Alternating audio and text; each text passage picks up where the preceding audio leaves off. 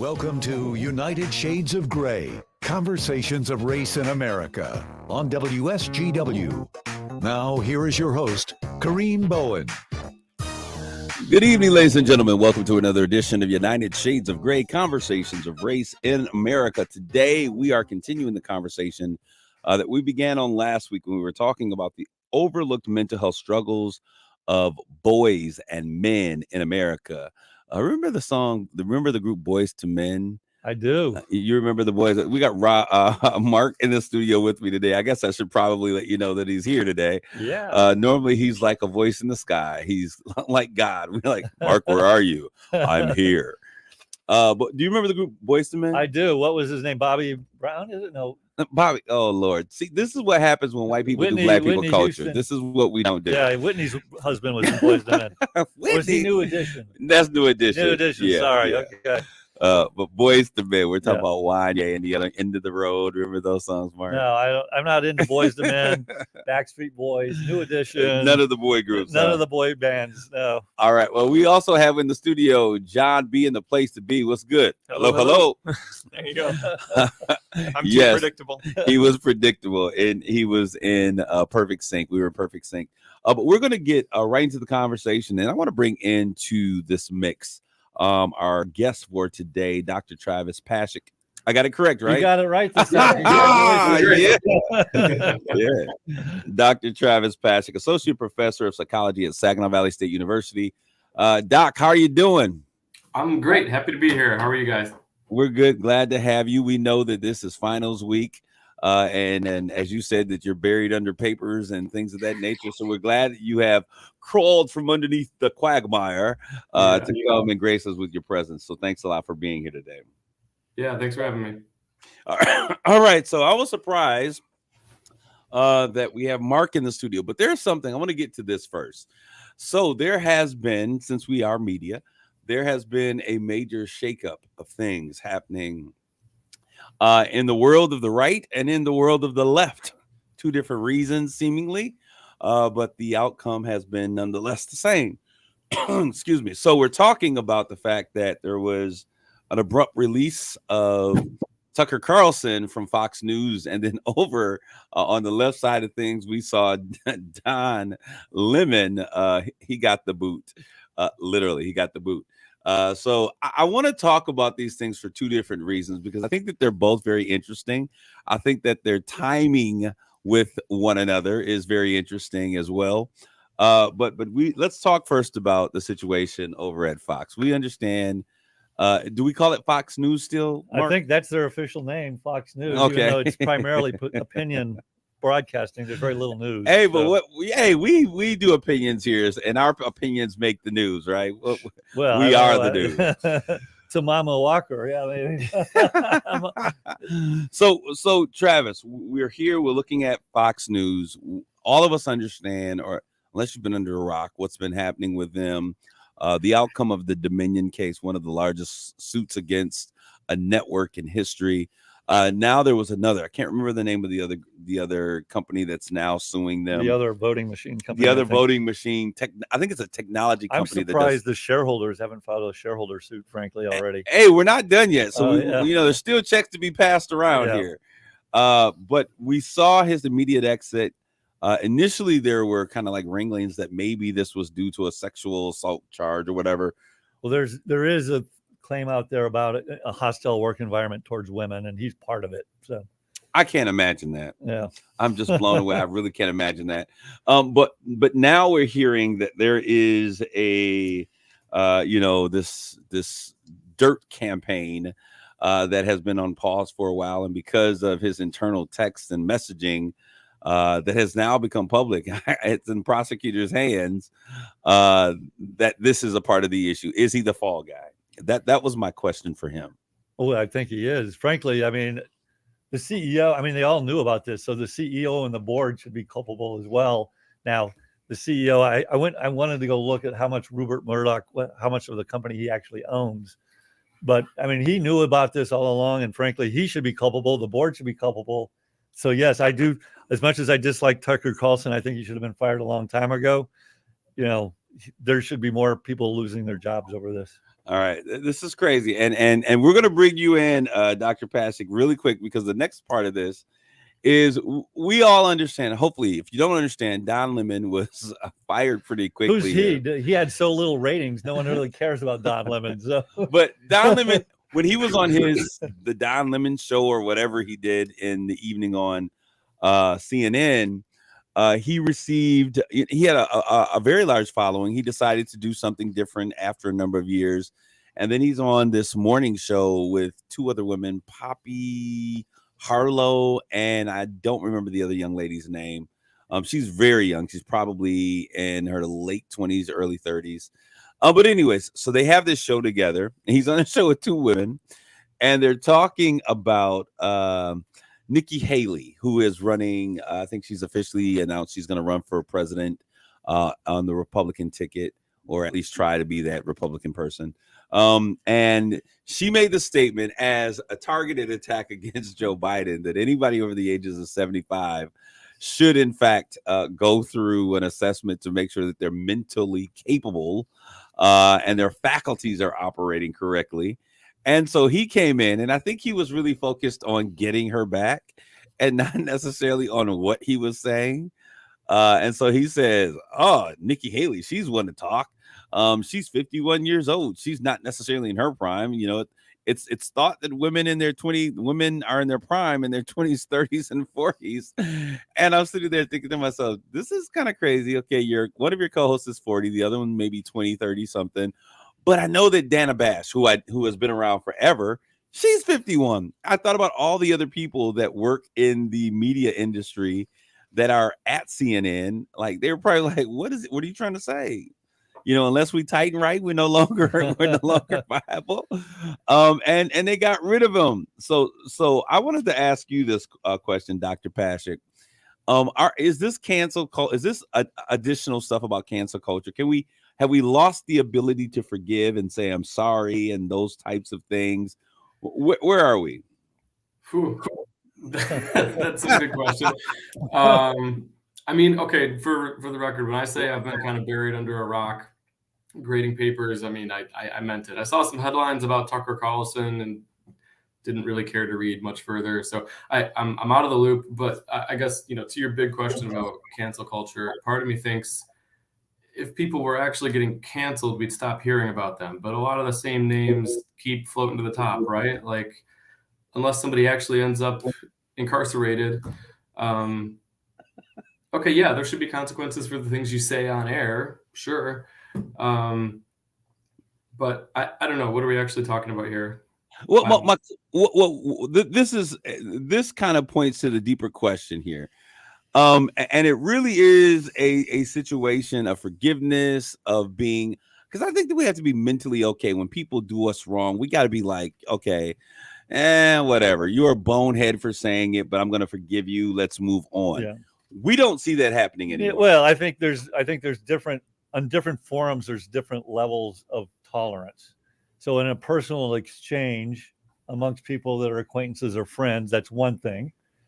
And to say that like in private in a debate, to say it on national, they would be so mad at me because I talk about old women all the time. Yeah, I know, but but to say that in a kind of public forum in front of millions of people, especially when your new CEO is talking about moving more to the center and being less contentious. And again, I don't follow Don Lemon. I think his ratings were pretty horrible, frankly. But and not that I followed Tucker Carlson either, but I think this wasn't the only one. There was another. You were wearing a Tucker Carlson T-shirt last week, Rob. Yeah. Come on, Mark. There was another instance. I love Tucker. Vivek, the Indian presidential candidate, came on and he got into it with him about his race and everything. And I don't know what race you are. And so I don't know if it was just this one, but I think there's been a series of these as well. And I was glad to see, frankly, that the CNN CEO was talking about creating a less contentious, divisive, centric. Who's going to watch it? Well, I mean, I'd like to talk about tanking ratings. There you go. They they were already tanking, so all they can do is go up probably. But so I think I do think a lot of people are looking for that, though, of more objective news, more constructive dialogue, and less just talking over the top of each other and name calling and demonizing people of opposing views. John, do you think more people are looking for that? I think people like that. I think people like their echo chambers. Yeah. They like to hear things that confirm their points of view. I don't think it's constructive to a society, which I also think that's kind of, people are waking up to that fact that, oh, sitting over in our corner and yelling about what they're doing over there in their corner doesn't actually get anything done. And I think more and more people are figuring that out, which is probably a good thing. Yeah. So Dr. Paschik, does it speak to our mental illness? Because I believe that all of America is crazy since the pandemic, that we lack the ability to be empathetic and compassionate to folks who make mistakes, and are able to say, I'm sorry, and move beyond those things without a person's career being the ultimate sacrifice. I mean, it's interesting, right? So when you talk about forgiveness, I'm kind of thinking, okay, if somebody personally has slighted me and I'm going to continue to have an important relationship with them, yeah, that's one thing. Like, we need to be able to work toward that. But I have no personal connection to Tucker Carlson, for instance, or many of these other people. So I think they just become targets for the public to hate, kind of like Jonathan was just saying. We've got our tribes, and when we see somebody on the other team make a mistake, yeah, it's easy to kind of toss arrows that direction. I'm glad you used that word tribe, because I think we've moved into a place where tribalism is accepted ways for us to respond and us to react and us to put ourselves in those corner spaces. Is that a healthy place to be, though? Healthy? No. I mean, yeah, I somebody who's in a more calm, contemplative state where they can actually see nuance in things, yeah, they're going to be able to see other people as whole, cohesive individuals that might have opinions with which they agree, opinions with which they disagree, and then things about which they feel neutral. And that's humanity. Yeah, we've really kind of boiled it down to these things that are easy to hate in one another. I think it's crazy because I feel like we're in a, like, are you against me or are you for me? And there's no in between. But go ahead, John. Yeah, and even you see it like in the far right of the Republican Party, it's beginning to splinter because they don't agree on every little thing. And the reality is you're never going to agree on every little thing, and that's where back to Jonathan's point, I think where things actually happen is when both parties seek to understand and find common ground and compromise on issues. And otherwise, you never get anything done. Now, Nothing. When somebody does mess up, and I think this is a question for Dr. Paschik about humanity. Yeah. When somebody does mess up, where does that empathy and forgiveness that you were talking about, but also you said earlier, Dr. Paschik, that it's good when people have consequences for their actions. Human beings need to see justice done. Where does that empathy and that need to see justice done kind of intersect? It depends on which tribe you're from. I would. You're think. not. Go You're ahead. not Dr. Paschik, man. Go ahead. No, that's a great question.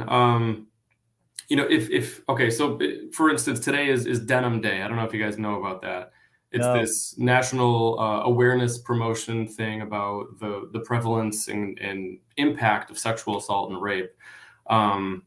It's a big deal. Give it a Google. It's always a Wednesday toward the end of April.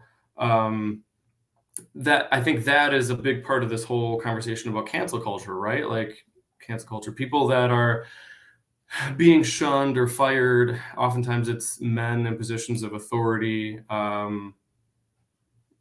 because of charges against them, right? So, what should happen? Should we have a justice response that is just strictly punitive? Should we have some sort of response that is more about healing, more about collaboration? Currently, our incarceration system is really just kind of geared around, if you do the wrong thing, you do time. But there are other models with which to think about how healing can occur. Do we have people work on awareness building or advocacy for something that would kind of like help the community heal after a wrong's been done? I don't know. That's a big question. I'm sure I don't have an adequate answer to that. Well, Armani Brown does, and she's listening to us in the social media stream. She says, I think we need to find some something peaceful and constructive to focus on. It's time for all of us to get together, kumbaya, that we can all agree on, because it's all affects every being on this earth. We need to basically get back to the simplicity of love. I love that. Forgiveness is where we start. Our egos individually is the major problem. Nobody wants to be wrong, because then we have to take a healing from within approach instead of a constantly blaming one another approach. All right, we got brother from Santada Prasad watching from India. We certainly thank you guys for being a part of this conversation. Good morning to you as well. But I want to go back. We talked last week, and I want to get to this. There have been case after case. I think and all of these cases happened within a week and a half time frame. Okay, I know that you've been under a rock, but I'm going to tell you what's been going on up here on the surface of the real world. Okay, we saw that there was a Sweet 16 shootout. Two young men shot up a Sweet 16 party. 4 individuals were murdered, were killed, 40 injured. Then we had a 16-year-old boy, Jarl, who was ringing on a neighbor's doorbell or a community doorbell where he thought his brother and sister were. It was an 84-year-old man who came out and he shot him in the shoulder and shot him in the head. Shortly after that, we had a 20-year-old girl murdered for pulling in the wrong driveway. The owner sitting on upstate New York, sitting on the corner, sitting on his porch, sees a car pull in, starts open fire on a car of young girls. Then we had a 26-year-old man who opened fire on a car full of teenage girls because one accidentally got into his car, which was the wrong car. He was a passenger in the car. He gets out the car in Elgin, Texas, starts shooting up the car. Then we got our Einstein that a young girl and her dad are playing ball. The ball rolls into the neighbor's yard. The girl gets it, and he shoots at them. Are we in a culture of what's going on? Is this a culture? The question was, is this a culture of insanity or an insane gun culture? What are we dealing with here, Doctor? Solve our world problems. I mean, okay. There's truth on numerous angles of this. On the one hand, I mean, I don't think we see this happening in cultures where guns are less prevalent. So in terms of what do we do? Guns make it far easier to do a significant amount of damage in a moment of passion. I mean, and people are going to say, well, violence isn't new. People are going to be violent no matter what. They're going to stab each other. And I mean, I would counter that by saying, you know, this guy's not going to run off his porch with a spoon and go get her, you know? So certainly, I think if we had fewer lethal weapons, things would be different. On the other hand, you know, you look at the crime statistics, things like murder are actually on the decline. So even though this is kind of the point you were making earlier, even though it gets talked about a lot, even though with every new atrocity it splashes the news, the frequency with most of those sorts of crimes, like murder and things like that, are on the decline. The one that is the big exception is suicides and mass shootings. Those have been climbing steadily for decades. And again, it's guns. So I know this probably isn't going to win me unanimous favor and understanding, but it does seem like it's an issue. Well, I mean, we weren't necessarily looking for you to go take one side or the other. Yeah. But we are continually seeing situations where it seems as though people are very sensitive and easily provoked to episodes of violence. We understand that guns are, there's more guns in the country than there are people.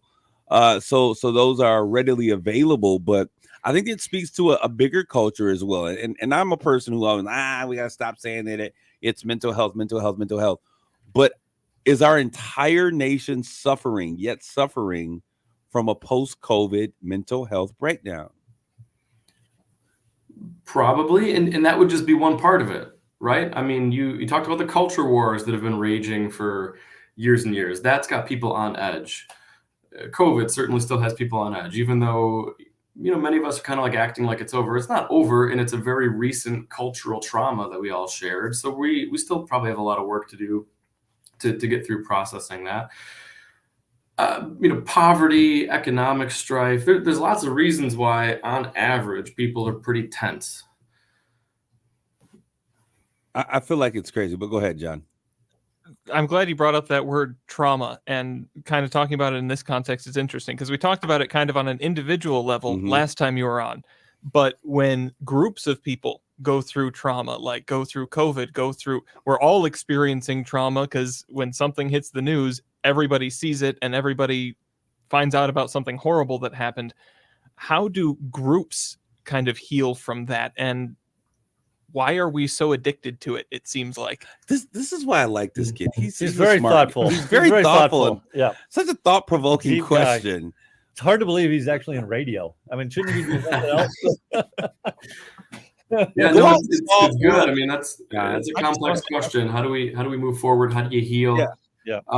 In many ways, it's still happening, right? I mean, we're still moving through phases of, some sectors of the culture aren't masking anymore, and it's been a while. Other folks are still really conservative about that and about their health and about the sort of events that they'll go to. It's kind of like saying, how does a World War II community get through that while it's still happening? Certainly we have to talk about it. We have to support one another, but it's a pretty big time. It takes time, right, doctor? I mean, any sort of trauma takes time to heal. Yeah, I think, but we can't just let it be time, because we got to also provide some assistance in that time. So it's not even when you're actively engaging and improving, it still takes time. Yeah, no, time is necessary, but I think that there's some things that we got to take a look at, because if we got a wound and all we do is just let time hit it, it's not going to heal. Where I'm so disappointed in, frankly, the media and politicians, because I think all they're doing is facilitating the trauma by being so divisive all the time. And I just don't think that helps. Well, and that's what I kind of asked there at the end, I think, is we're addicted to it. We're inflicting trauma on one another when we go back to that tribalism, right? Yeah, absolutely. And no. We are a country who loves our trauma. We love talking about trauma, and we're traumatizing each other. And we're looking for someone else to blame. As soon as I feel like your tribe has traumatized me, I'm going to traumatize your tribe, and then we're going to all talk about the trauma that we're experiencing. Yeah, it's always the other side's fault. Okay, now we're going to take a pivot real quick before we take our first commercial break, and I'm going to turn to Mark. And Mark, share with us a little bit about what's going to be happening. The time has finally come for our Breaking Bread session. Yes, go ahead. I think we're going to have 12, 13 people there. I think we've got all our invitees. And I think we'll have 2 tables of 6, or we can, we'll have to talk about the logistics. We've got people bringing food, and we're going to have a radio show, record a radio show, much like this show, kind of, I think, the same format. Yeah. Talk about current events, and then we'll pick a topic. I don't know that we finalized the topic to discuss. I think we should do current event topics. So we should kind of keep it to current events, and then we'll have one main topic that we'll talk about. Yeah, that's fine. Yep. And again, it's just, I think it'll be an interesting social experiment. You've got 12 people, each group, everyone knows a couple of the people, but nobody knows everybody. Yeah. And so I think it'll be a really interesting social experiment just to see. And we've tried to be selective of who are asking them, people that aren't going to get reactive, and start tribalism and try to seek to understand different people's points of view. Hey, I'm here. I'm here for tribalism and colonization in this conversation. Let's make it all happen. We do have Aaron Patrice from Breaking Bread Village that's going to be with us. And it's April 29th at 6 p.m. We'll get started. Everyone's going to be invited. I think this is going to be such a cool opportunity. One of the things that we have been talking about is challenging folk in our community, in our communities, everyday people, to have courageous conversations around race. Make yourself feel a little bit uncomfortable. Get into the conversation. Let's have some real dialogue, because I think that we can change anything that we can have a conversation about. And it starts with that simple communication. We're going to take a quick commercial break, and when we come back, we'll be back with more United Shades of Gray. We'll get into today's top conversation about boys and trauma. We'll be back with more United Shades of Gray.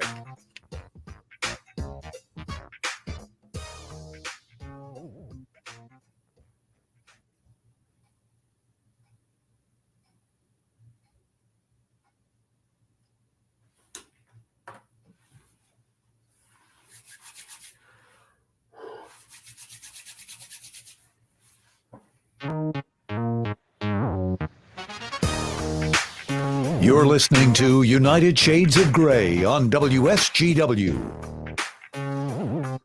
This is Kareem. We're back with more United Shades of Gray, conversations of race in America. I'm in the studio with the crew. The guys are here. John B., the producers, in the house. Say what's up, John. What's up, John? We got Mark Bassett over here to my right, my co-host. How you doing, Mark? Hey now. And the other young Tinder that's in the camera screen with us in social media. No, that is Dr. Pashik. And what your middle initial is J, correct? Yeah, Jay. All right. I wanted to make sure that we said your middle initial because I love my middle initial. We have Dr. Travis J. Pashik. He's with us as well. And we're going to turn the conversation to talk about really what we're here today and why we wanted the doc to be with us. Not all the shenanigans that we do on the first part of the show, but really want to talk about the overlooked mental health struggles of really boys and men in America. And I think that this is a great conversation for us to have. We started it last week, and the way we got into it was that Mark sent me an article talking about how young boys, they're realizing, when we think about people who are struggling mentally, we often talk about young girls, and there's been so much conversation with how with body shaming and body dysmorphia and all of these different things that have been present because of TikTok and social media platforms. But what they're realizing in this research is that boys are suffering as well. And then shortly after that, I got a call from a friend of mine who works down in Wayne County for the Wayne County, Detroit metro area mental health, who operates from $1 billion budget. And this is one of the key areas that they said that they're going to be working with. So as we were talking in our non-educational voices and conversations, we speak from experience. We wanted to bring Dr. Pashik in so that he could share from a more educated.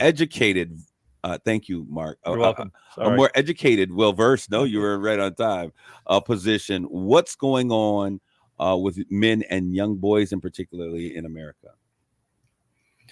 Yeah, I mean, I'm glad you're asking the questions. And by the way, your lived experiences do matter. I mean, that's a part of what we study in psychology. So I wouldn't discount that, right?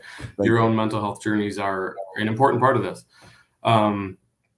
But yeah, you said you wanted to talk about, boys and young men's mental health and about suicide. And I think those are great topics to be focusing on and just kind of help build awareness. As much as there's, as you noted, a bunch of horrible things that women and young girls in particular are victimized by, or that the culture kind of pressures them in certain ways. Your average teen boy has his own set of things that he's juggling. And some of that involves this sense that you have to be in control of everything all the time, that you can't show weakness, that you can't talk about your feelings. And that's exactly the opposite of what's going to be helpful when people are struggling. We got to help them understand that it's okay to share with one another. I want us to start with asking this question. We've seen everything be exploited and really just kind of explode through the lens of COVID. I think that our lives are now kind of like BC before COVID and AC after COVID. Are these issues we understand probably they definitely existed before COVID. How do we see COVID becoming a catalyst and making these things making us more aware or making them more prevalent as we are living out, and seeing these things erupt? Well, I mean, maybe the quick answer is we were forced to be alone for a long time. We're a social species. Being together tends to be healing for us. I've seen some data on adolescent mental health issues, and everything from anxiety, depression, suicidality, eating disorders, all of it climbed since 2015 with a pretty big bump around 2020. So your average teen is not feeling as good lately as they were a few years ago. As a parent in the parents listening, or just adults listening, if you deal with young men, teenage boys, young adults, what are some of the things people should be looking for, Dr. Pashik? Or young men, they tend to be moody, and But what should they be looking for? It's kind of like an antenna, like I need to start paying more attention. Sure.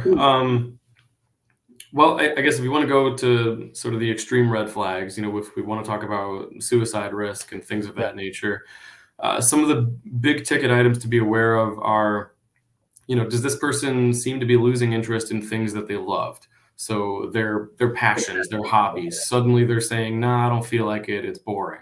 That's a big deal. When they do have opportunities to see their friends and they are sitting out and choosing not to go socialize because they feel like, I don't know, I'm going to be a downer. I'm not going to bring my full personality to the group. They're going to feel like I'm just a burden. That's a big sign that something's wrong. Major changes to how they spend their time, major changes to their appetite, their sleep. Those can all be indicators that they're not in a great place. We read an article, or at least we saw an article of a mom who saw that her son, she thought that she was well versed in all of the signs of depression and all of these things. But what she recognized is that her son had started snapping out and really just being irritable with her and combative with her on a series of things. And he later ended up committing suicide. And I bring this to the case because I think that we often say that these are the signs of this particular issue. This, if you see these signs, red flag. But irritability and being combative and challenging a parent were the only indicators that she had. And so she took those as, wow, why does he hate me so much? Why is he upset with me? And with so many single moms raising young boys today, finding out that these types of things also can be contributors to a young child experiencing depression. Are there less known signs that exist out there that maybe we may also be able to take a look at it and be aware of? Yeah, I mean, that's a wonderful point you're making. I think people have this stereotype that depression is all about, weeping into a bowl of ice cream or something, but it looks different for each person. And in fact, for boys and young men, irritability is a really common piece of it. Saying that you're in a state of having a low mood doesn't necessarily look like frequent tearfulness. It can be that you're kind of quietly having agitating thoughts about how you're doing everything wrong and that you're messing up all the time and you're kind of lashing out at people. Other things to worry about would be, again, like I said, if the individual is saying that they feel like they're a burden on others, that's a key risk for suicide. The kind of phrases you might hear would be, my friends would be better off without me. I just bring my family down, stuff like that. And a low sense of belonging. So, despite how hard I try, I don't seem to fit in anywhere. That's a big deal. I had a son, and I won't mention his name, that struggled with depression in his early high school career, to the point where we actually had to withdraw him from school. And some of the things we noticed, doctor, was him just withdrawing and being very quiet. But the other thing in hindsight, and as you were talking, it kind of sprung up to me, was the few friends he did hang with were just really fundamentally different in types of who they were and what their interests were versus, the ones he had like in middle school and early in his high school career. Mm-hmm. Is that potentially was that just a coincidence, or is that something else that might be a tip off? Well, I mean, it's hard to say in your son's particular case, but right. It's possible that, yeah, those differences contributed to him feeling as though he didn't quite belong, that there was something off about him.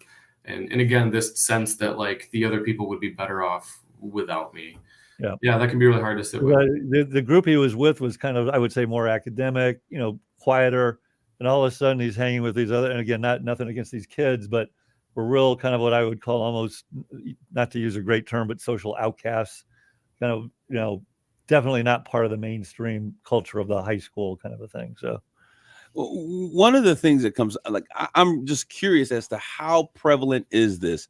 Like, we're hearing that it's on the rise, but when you look in your personal practice, how prevalent are we seeing that young boys and men are really, really, really, really struggling? That's a great question. I mean, the epidemiology of mental health is a hard thing to tackle, right? Because we're talking about abstract concepts.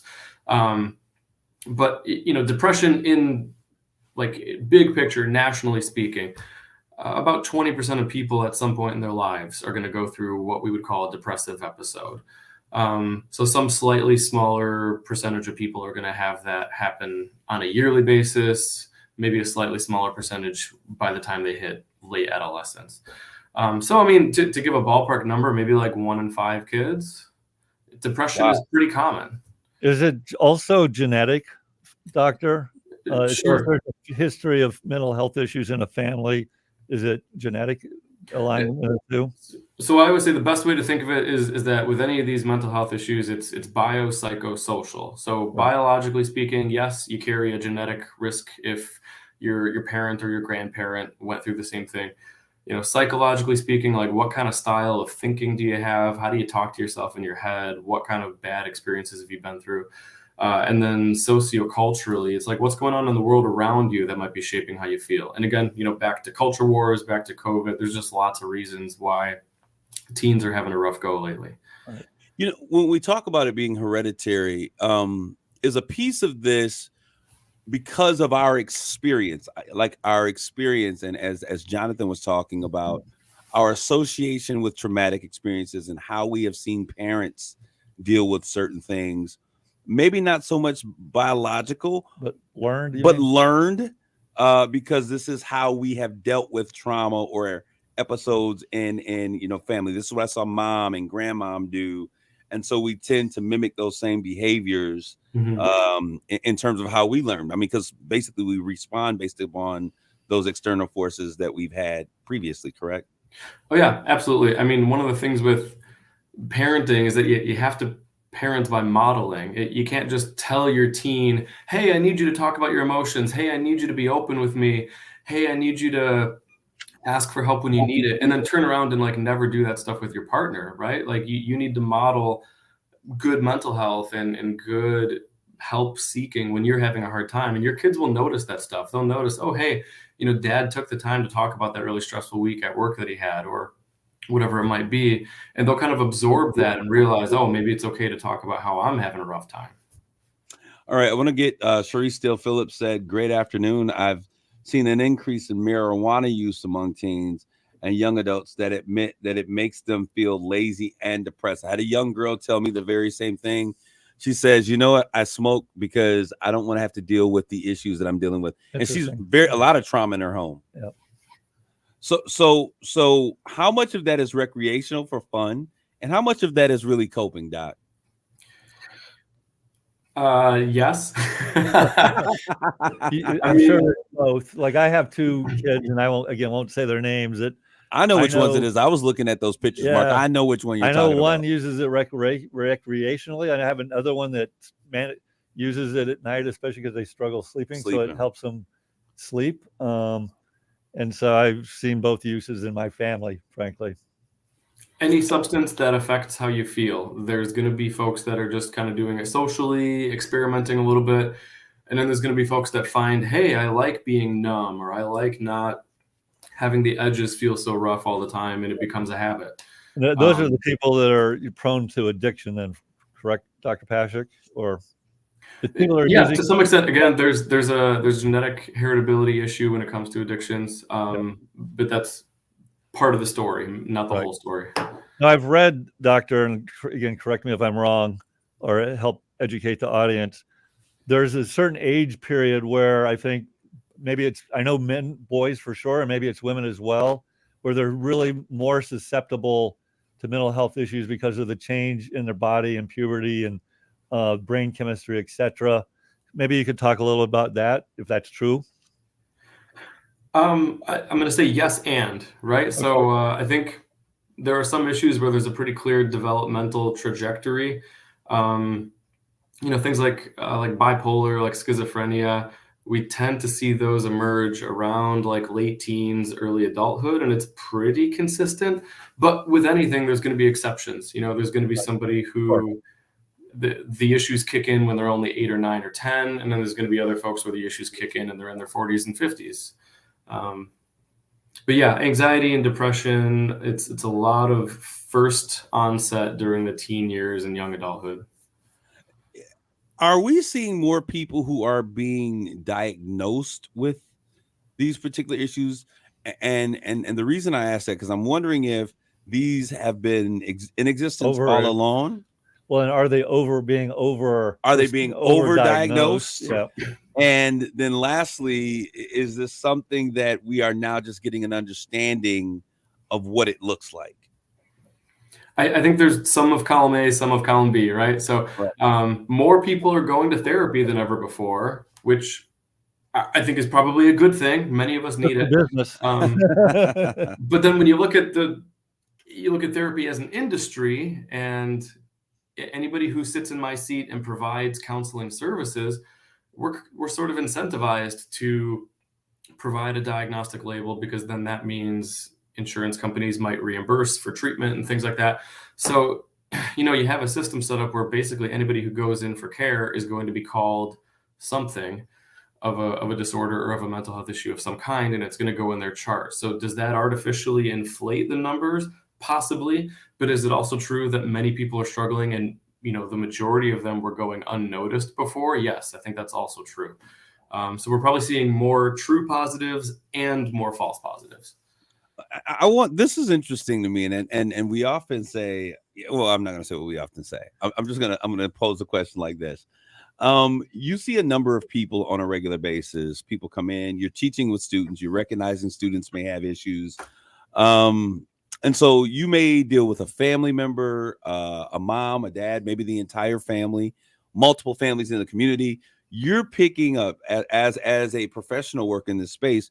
You are dealing with so many issues and so many people's situations. How does a professional ensure that their integrity, their mental integrity is intact as they help so many other people with what's going on in their world?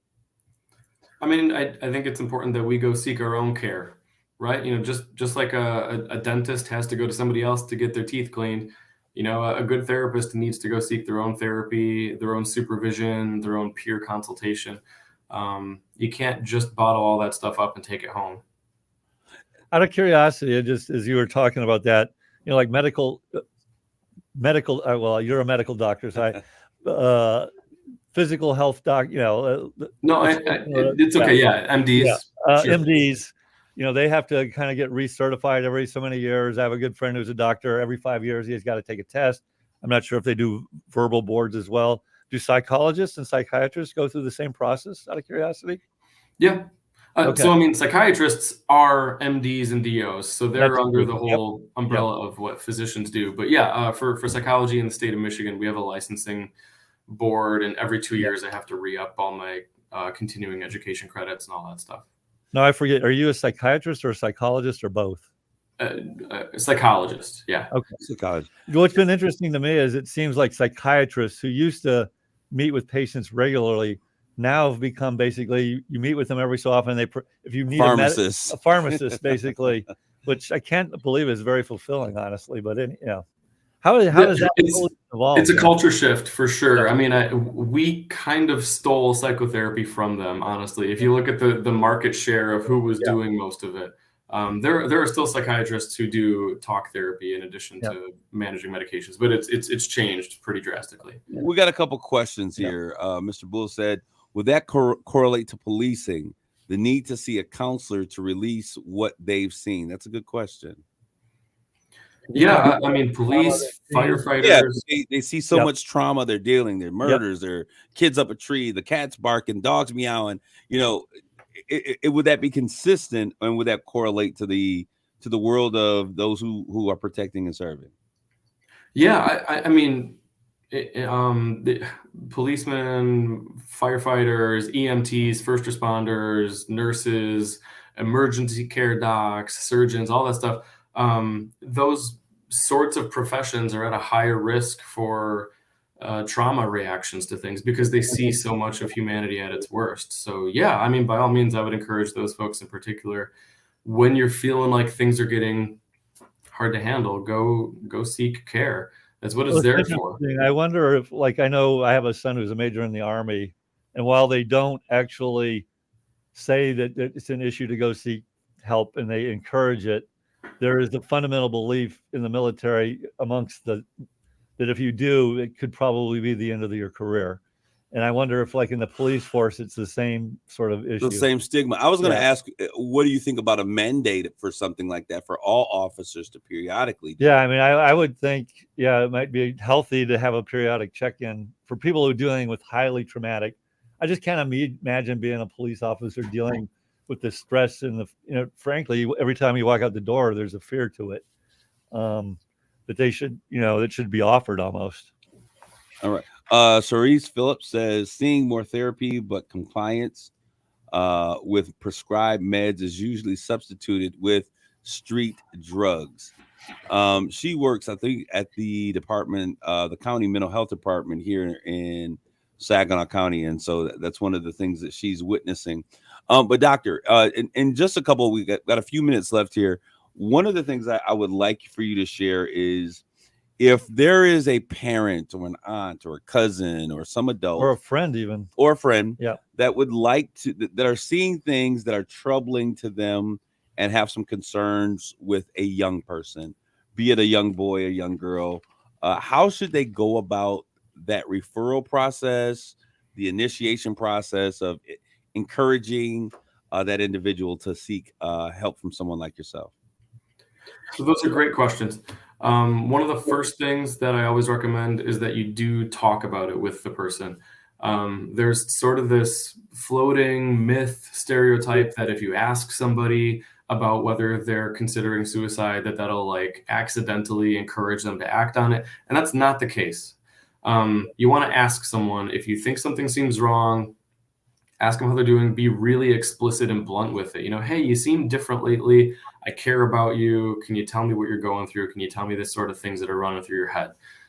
Invite that conversation is step one. Step two is practical. So if the person owns a firearm or if they have other lethal means to harm themselves, if you're that friend, if you're that family member, offer to keep it at your house for a while. Say, hey, it scares me that you've got that in your basement. Could I borrow it from you for a while? And just as an added layer of separation between the person and the way that they might act on it. If you're a parent and you have firearms in the home, you got to make sure they're in a safe and they're locked up. Better yet, just don't have it, but definitely lock it up, have the ammunition separate from the weapon. And then third, just again, be transparent with like, hey, let's look up some options together for where you could go get care. There's the 988 hotline. Make sure that your kids know about that. It's a suicide hotline. If they feel awkward about having a phone conversation, there's also text-based crisis hotlines that they can just shoot a text and say, hey, I'm going through it right now. Can I talk to somebody? And they could just sit quietly and do that in their bed and get a little extra help that way. It's free. It's publicly available stuff. So again, just open the conversation and that can do a world of difference. I heard you say, Well, yeah, it's interesting that you would, just different age groups. I would, if I was struggling, I want to talk to somebody. I don't want to text about it, but I'm also not a teenager, so I would prefer to text. Honestly, no. So 988. That's a phone number as well as a text. You can text 988. So 988 is the phone number. Right. Crisistextline.org is the site that you go to have a messaging support back and forth.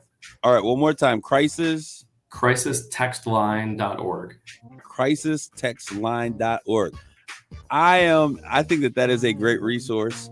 Young people, we spend all day text. They spend. You're not young. Come on now. As young people, we spend most of our time texting, and we want to make sure. I enjoy texting those types of things. Most of the time, I want to hear someone on the other side of the phone and have a conversation. But a lot of times when I'm really just feeling it, I don't want to talk about it. I want to text about it. I want to just get it out. And then once I can get it out, then I can go and have a conversation. Dr. Patrick, we certainly thank you for your time and being with us here today. Mark and Jonathan, it's always a pleasure to do what we do. For those of you who remember, Breaking Bread Village is coming Saturday. Will be with us as we do that show Saturday, the 29th at 6 p.m. Thank you guys. Take care. God bless you. Grace and peace.